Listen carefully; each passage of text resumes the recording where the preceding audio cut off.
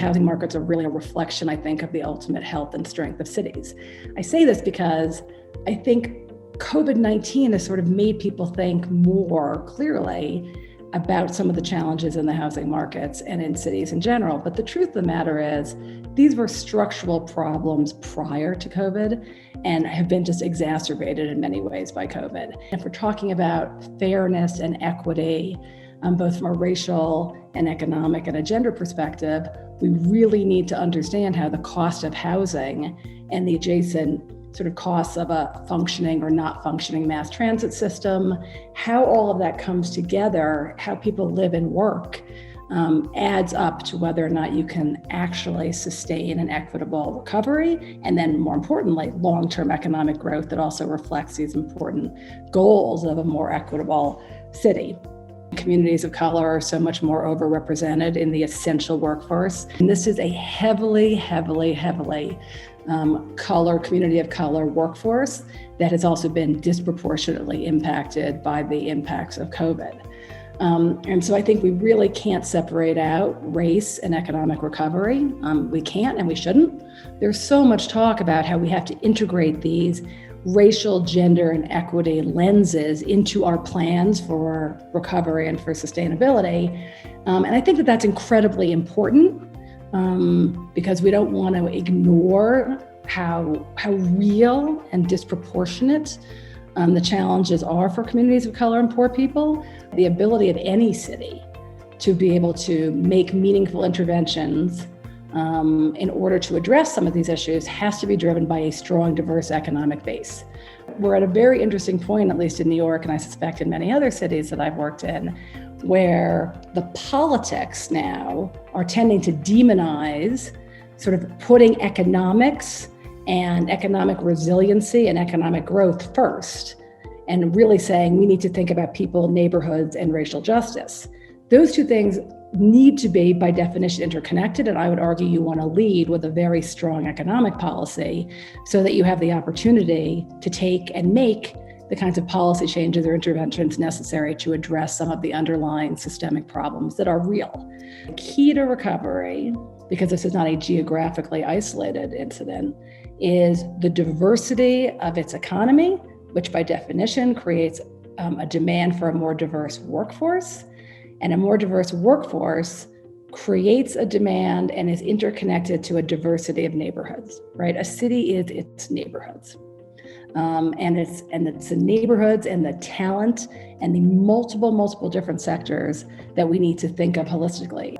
We need to continue to think about what are the sectors to continue to reinvest in with the resources available. One of the things that we should be doing is really consciously supporting the creative sector. And in some ways, that is literally a decision to use stimulus money to support the arts, because there's no market solution per se for the culturals, but also really using smart policy to support the broader creative economy. So what does that mean? Don't just have pop-up restaurants going out into the sidewalk just because it's COVID. Use some of the arts, food, culture, these unbelievably dynamic sort of areas of New York City talent, and keep that rolling as we come out of COVID. So everybody knows we have a retail crisis, right? We have a gazillion empty storefronts. How do we use some of these incredibly creative solutions that the creative economy in New York City have developed and keep that going as we rebuild? We need to take some of these really interesting ideas and embed them in our regulatory framework and how we think about funding various programs. So I can't stress enough how important it to the resiliency of the city and to its long-term recovery to really consciously put money and change the regulatory framework in order to support arts and culture and in the creative economy in its broadest sense. The sort of notion that we should worry less about creating affordable housing that's available for people who are waitresses and our actors and our writers and our essential workers and our low-income families, because somehow the fact that there are vacancies in fancy apartments in New York means that we shouldn't continue to have an aggressive housing policy. That to me is a very scary inflection point right now that I'm seeing. A discussion around maybe we shouldn't put so much of our resources into housing because the market will take care of it. That couldn't be more false. That couldn't be more short-sighted. There is a structural problem that the rent is just too damn high in New York. And that's a function of how much it costs to build and to operate buildings. And the fact, again, we have a very barbell economy and workforce where, hundreds of thousands of families live at or below about the minimum wage. And that simply does not cover the cost of operating an apartment unit. And people who are more middle income also have a tremendous challenge finding housing. Because without those people, we're not a city. And we go back to the problem of if you're not a city, then why would any big company want to be in that city? Or why would the next generation of brilliant entrepreneurs want to be in a city where there was nobody who was writing the great American novel, nobody was teaching their kids, or nobody was making the most fantastic plate of spaghetti? These things are absolutely interconnected.